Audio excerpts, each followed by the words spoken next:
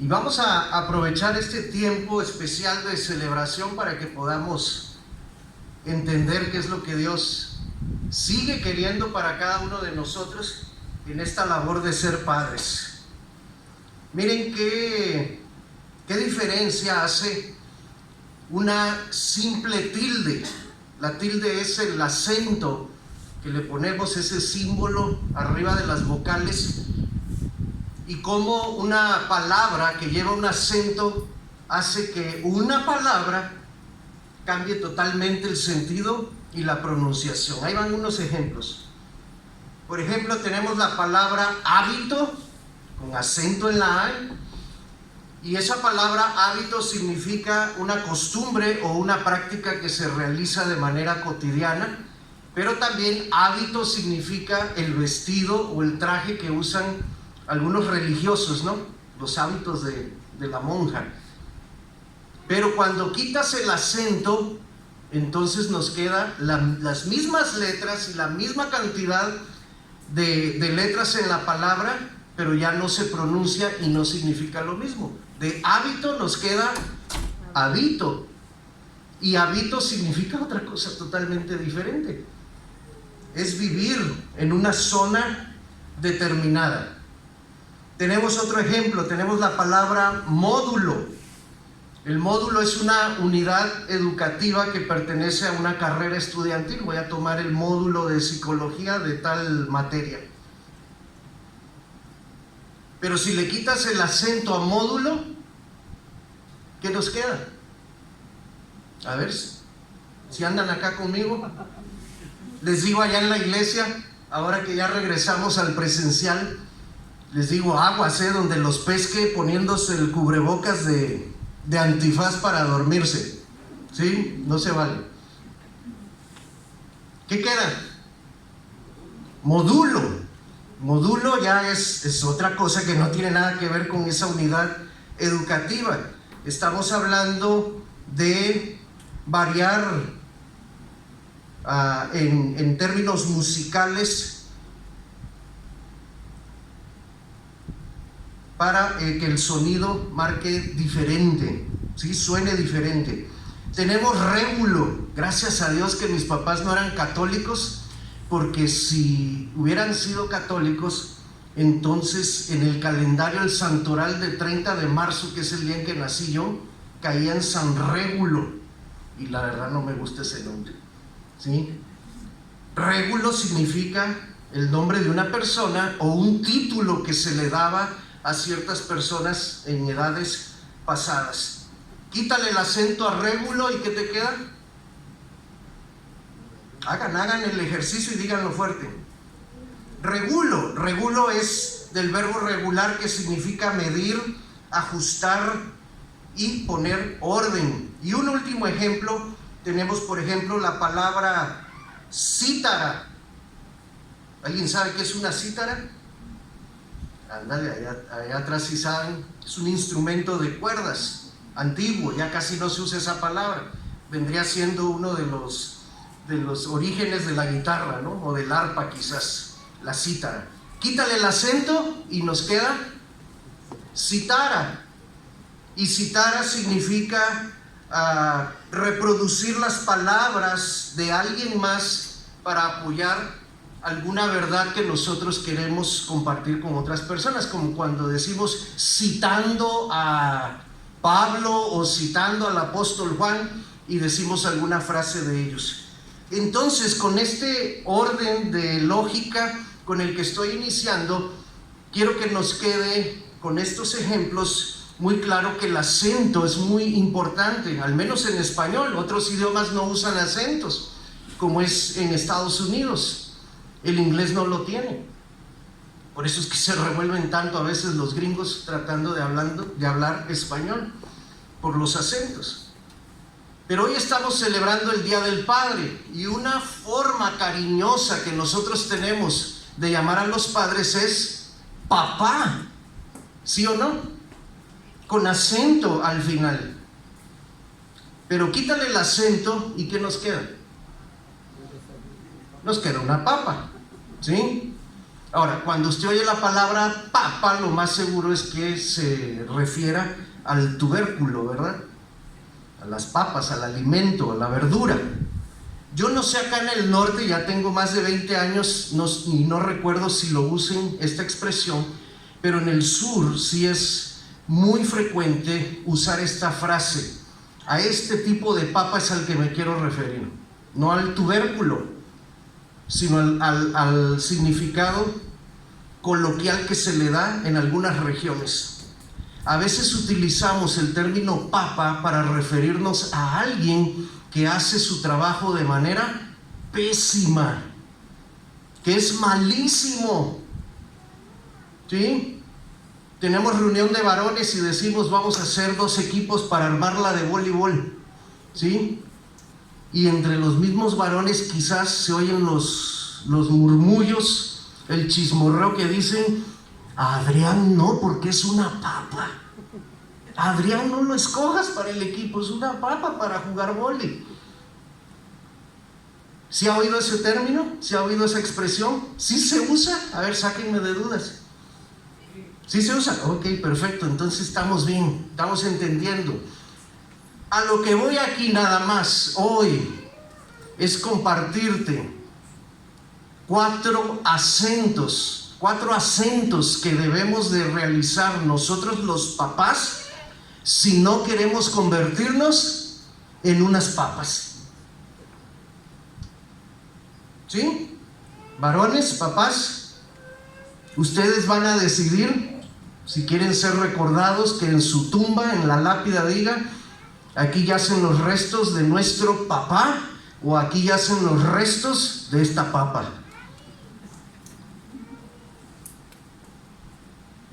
Así que tomen nota, o díganle a sus hijos de ahí: tómale, para que al final lo repasemos y lo chequemos allá en la casa, que sea la plática de esta semana para ver cómo ando, que ustedes mismos, mis hijos, me evalúen si estoy siendo un verdadero papá o si estoy siendo una verdadera papa. Ahí va.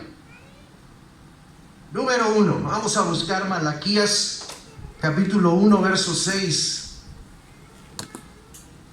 Primer acento. ¿Dónde hay que poner el acento? Recuerden que el acento en el español lo usamos, el acento ortográfico, la tilde, para remarcar en una palabra donde queremos hacer la pronunciación con mayor fuerza. Por eso es que se acentúa esa vocal, para que esa sílaba se pronuncie con mayor fuerza. Entonces, cuando hablamos de que los padres vamos a enfocarnos en 4 acentos, quiere decir que son las áreas que necesitamos reforzar, practicar con mayor fuerza. ¿Estamos de acuerdo? Dice Malaquías 1, verso 6: el hijo honra al padre. Si pues yo soy padre, entonces ¿dónde está mi honra? ¿Quién dice esto? ¿Quién está hablando? Yo sé que van a decir, pues el profeta Malaquías, sí, pero él está hablando a nombre de Jehová el Señor. Es Dios el que se está quejando, es Dios el que está poniendo este reproche específicamente en los sacerdotes que ministraban los asuntos religiosos de su época. ¿Qué hacían los sacerdotes? Los sacerdotes dejaban que el pueblo trajera cualquier tipo de ofrenda. No estaban revisando ni estaban siendo exigentes en pedir que trajeran corderos sin defectos. Simplemente se ponían de acuerdo y, por ejemplo, Sigfrido traía su sacrificio y decía: mira, pastor, solamente conseguí este corderito para el sacrificio. Está un poco quebrado y tiene un ojo virolo, pero pues es todo lo que conseguí, ofrece. Y entonces yo, como pastor corrupto, le decía a Sigfrido: ok, lo voy a ofrecer, no hay problema, pero una ofrenda extra, un moche, ahí te encargo que me traigas a lo mejor una ofrenda extra, ahí vas, ya sabes dónde vivo, ahí me la dejas, no hagas mucho alboroto y yo presento tu sacrificio y hacemos como que aquí no pasó nada. Cualquier parecido de los sacerdotes judíos de la época de Malaquías con cualquier funcionario público mexicano es coincidencia nada más. El Señor dice: si ese mismo corderito se lo ofrecieran a uno de sus príncipes, ¿qué creen que haría el príncipe? Se los rechazaría inmediatamente. Como le traen un cordero cojo, ciego, manco, defectuoso? ¿Por qué entonces a mí sí me traen lo que les sobra, lo que ya no les gusta, lo que ya no necesitan? ¿Por qué me traen las obras? ¿Por qué no me dan la honra y el respeto que como su Padre celestial yo merezco? Así que el primer acento, papás, si queremos ser verdaderos papás y no convertirnos en una verdadera papa, el acento lo debes poner en la honra y el respeto que le mereces al Señor nuestro Dios. ¿Qué clase de culto le rindes al Señor? ¿Qué clase de servicio? ¿Qué clase de tiempo? ¿Qué clase de recursos? ¿Le estás dando lo mejor al Señor o le estás trayendo solo las obras de tu tiempo, las obras de tus ofrendas, las obras de tu servicio? Si no ponemos el acento en esta área que es la principal, el resto de las otras tres que te voy a compartir, ¿qué crees que va a pasar? Van a estar también mal. Porque si no ponemos orden en la primera, las que dependen de la primera también van a venir de manera equivocada. Así que la primera área para reforzar como papás es: démosle al Señor la honra que Él merece. Y la Biblia describe a este Dios al cual decimos adorar como un Dios exigente, como un Dios temible, un Dios que merece nuestro respeto al 100%. No le des las obras, porque Dios no es pordiosero. Allá en Veracruz, recuerdo en la colonia donde nosotros vivíamos, acostumbraba por las tardes a pasar un señor. Venía en una carreta con muchas cubetas. Ese señor pasaba por los desperdicios de las casas, es decir, lo que te sobraba de la comida, tú lo podías guardar y cuando ese señor pasaba se lo entregabas a él. Obviamente se entiende que ese señor lo que tenía era un criadero de cerdos y entonces todo el desperdicio él se lo llevaba, te hacía el favor de recogerlo para darle de comer a sus cerditos y así criarlos. Bueno, Dios no es de esas personas para que tú le estés juntando tus obras y tus desperdicios, tu basura, y cuando el Señor pasa dices: ten, Señor, aquí está. Aquel señor, el que pasaba por mi casa, ese sí te lo agradecía, porque era algo que a él le convenía, no gastaba el dinero para sus cerdos. Pero el Señor Dios, Él no te lo va a agradecer. Aquí se los está a estos reprochando, se los está señalando, se los está acentuando. Está el Señor poniendo el acento sobre esta área. ¿Sí? ¿Captamos la primera? Vamos con la segunda. Proverbios, capítulo 20, verso 7.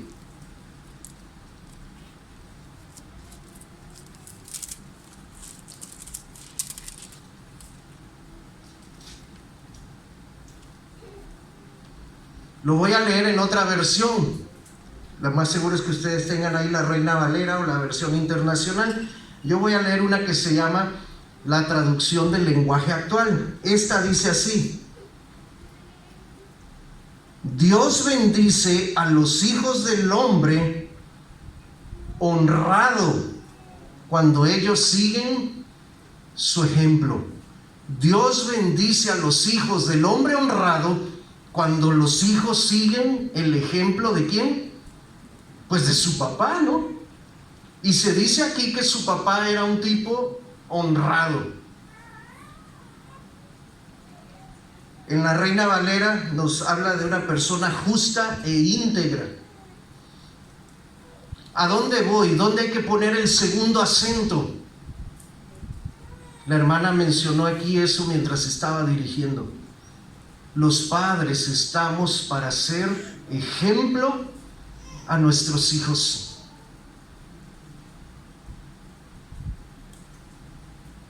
Se cuenta de una familia que estaba en la hora de la cena y está sentado el padre, están sentados algunos de los hijos. ¿Y dónde creen que está la mamá? Pues lo más seguro es que está ahí en la cocina paloteando mientras ellos ya están sentados esperando la cena. Y entonces uno de los hijos se dirige a su mamá y le dice: mamá, ya tengo mucha hambre, ¿qué esperas? Y el papá molesto le dice a su hijo: muchacho, no le grites a tu madre. ¿Y tú, mujer, a qué horas vas a servirme? ¿Te das cuenta? ¿Qué hay allí? Estás exigiendo en tus hijos un tipo de comportamiento que tú mismo no estás dispuesto a ejemplificar. ¿Cuándo crees que va a aprender el chamaco? Mientras él siga viendo a su padre que le grita a su mamá, va a ser difícil corregirlo cuando él lo haga también. Dios ha puesto a nosotros como padres para que nuestra paternidad sea un ejemplo para nuestros hijos. Tú y yo somos la imagen de Dios en vivo y a todo color para nuestros hijos. Cuando tú y yo le contamos a nuestros hijos del Dios de la Biblia y abrimos la Biblia y les contamos las historias de Dios, nuestros hijos dicen acá en su mente: sí, ok, está bien, perfecto. Eso que me estás diciendo de Dios, quiero verlo contigo. Y ahí van a estar vigilándonos, van a estar observando todo el tiempo. Y si tú hablas de un Dios bondadoso, de un Dios misericordioso, de un Dios de amor, de un Dios respetuoso, pero ellos no ven nada de eso en la práctica contigo, entonces estamos fallando. Y te digo algo, nuestros hijos van a seguir nuestros pasos. Van a seguir nuestros pasos. Por eso es mejor que el legado que le dejemos a nuestros hijos sea un legado de un buen ejemplo. Allí está el segundo acento. Necesitamos poner atención al legado que les vamos a dejar con nuestro ejemplo. Muy, muy importante. Los hijos aprenden mucho mejor cuando nos ven a nosotros practicándolo. ¿Vamos bien? ¿Cuál fue el número uno? A ver, ¿qué varón se anima a decirme cuál fue el primer acento? Honrar a Dios. Ahí hay que poner el primerito y ese es el principal. ¿Y el segundo? Ay, lo acabamos de ver.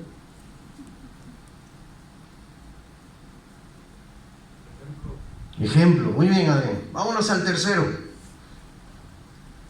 Salmo 103, verso 13. Creo que también la hermana en sus lecturas que nos estaba compartiendo mencionó este salmo. Y para variarle un poquito lo voy a leer también en esta versión de la traducción del lenguaje actual. Dice este salmo, Salmo 103, verso 13: el Señor es con los que le honran, tan tierno como lo es un padre con sus hijos. El Señor es con los que le honran, tan tierno como lo es un padre con sus hijos. Dijimos que había aquí 9 papás presentes y que estamos tratando de ser realmente papás y no papas. El tercer acento necesitamos ponerlo en nuestra manera de expresarnos y relacionarnos con nuestros hijos. Cada hijo es diferente, cada hijo va a demandar la atención de su padre de manera diferente. A algunos les encanta, a algunos de los hijos, recordando las enseñanzas de los lenguajes del amor, a algunos hijos les va a encantar relacionarse con su papá a través de regalos, de obsequios.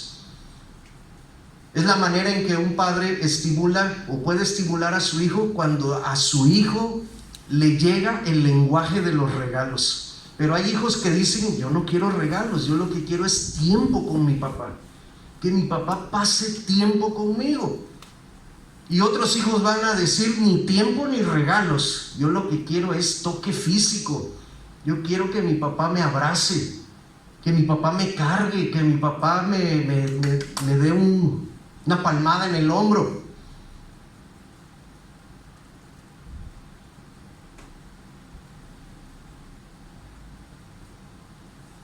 Es tarea de nosotros los padres observar a cada uno de nuestros hijos y saber cuál es el lenguaje de amor con el cual nosotros podemos llenar su tanque, llegarles a ellos a lo más profundo.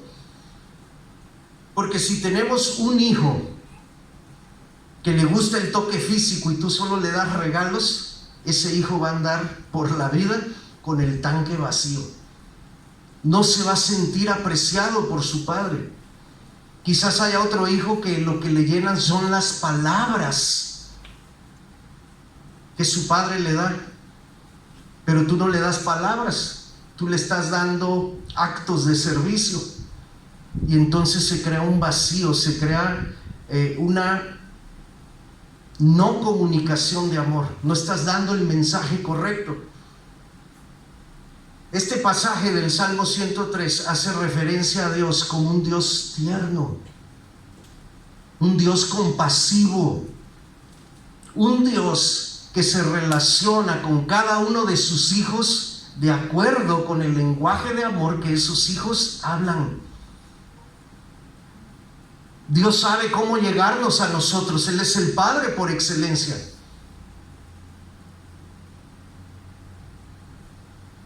Él sabe qué es lo que necesitamos. Él es un Padre sabio. Y sería muy bueno de nosotros observarlo a Él para hacer lo mismo con nuestros propios hijos, para no crear en ellos un sentimiento de rechazo y de no aceptación. Qué hermoso será que cada uno de los hijos que Dios nos ha regalado, así sea 1, 2, 3, 4 o 5 o los que tengas, que cada hijo pueda dar testimonio de su padre y decir: mi papá es realmente el mejor. Y algunos dirán: yo amo a mi papá porque ha sido mi amigo, ha estado ahí conmigo todo el tiempo. Y otros dirán: yo amo a mi papá porque él me ha dado unos regalos muy hermosos. Cada hijo va a expresar su amor de acuerdo al lenguaje que tiene, pero aquí lo que importa es la referencia al Padre. El Padre es expresivo en su amor para con sus hijos. ¿Sabes que una de las grandes carencias que los seres humanos tienen es la falta de atención de un padre terrenal? Los grandes problemas, los grandes vacíos en los corazones es por los padres que abandonan hogares. La presencia física no está. Hay otros padres que no abandonan los hogares, ahí están, pero en realidad no están. Estos son los padres ausentes, no físicamente, sino ausentes porque están trabajando y cuando llegan a la casa solo se dedican a hacer sus cosas y no le hacen caso a los hijos. Dios quiere que aprendamos como Él a relacionarnos con nuestros hijos de una manera tierna, afectiva, que podamos abrazarlos, acercarnos, platicar con ellos, interesarnos en las cosas que les están sucediendo. Y por último, el cuarto acento lo encontramos en Proverbios capítulo 3, verso 12.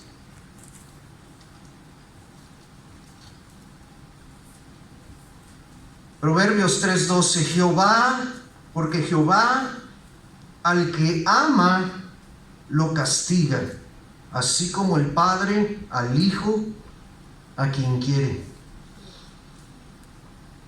Una de las tareas que Dios nos ha dado como padres es guiar a nuestros hijos.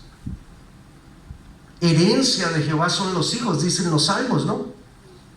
Esta herencia que Dios nos ha encomendado a nosotros es tan valiosa y tan importante que nos ha dado a nosotros la tarea de guiarlos. Esta palabra guiar sería el equivalente a disciplina. Disciplina significa mostrarle a nuestros hijos el camino de cómo deben de hacerse las cosas. Tus hijos desde pequeños deben saber cómo esperas tú que se comporten a la hora de la comida, cómo esperas que se comporten cuando terminan de jugar. Eso es disciplina, mostrarles el camino. ¿Qué pasa cuando un hijo rompe la disciplina? Cuando tú le has enseñado cómo debe comportarse, cómo debe llegar y saludar cuando llega a una casa que no es su casa. ¿Qué pasa si el hijo viola esas reglas? Entonces pasamos de la disciplina a la corrección. Se le llama al hijo, se le amonesta, se le dice: mira, ¿te acuerdas lo que te había enseñado? ¿Lo hiciste ahorita que fuimos a visitar la casa de los abuelos? ¿Llegaste con ellos e hiciste lo que te dije? Se le amonesta y se le da una advertencia y se le dice al hijo: ya estás advertido. La próxima vez que lo hagas ya no habrá amonestación. Lo que sigue es un castigo, una pena, una sanción por haber roto las reglas, por haber roto la disciplina. Si el hijo vuelve a desafiar las reglas que tú has puesto, es entonces que viene la parte de los castigos. Papás que están aquí presentes, ¿a cuántos de ustedes les gusta castigar a sus hijos? Creo que a ninguno. Pero una cosa es que no nos guste y otra cosa es que sea o no sea necesario.